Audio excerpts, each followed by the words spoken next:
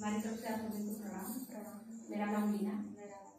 आज हम आप लोगों को प्यारा सा देवी गीत सुनाने जा रहे हैं जिसे आप लोग पचरानी करते हैं।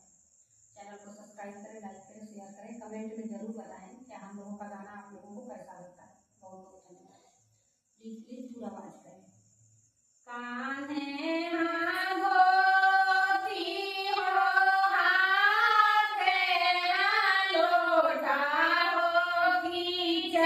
हो भाई नीना दुर्गा गंगा यासना होगी चली हो भाई नीना दुर्गा गंगा यासना होगी चली हो भाई नीना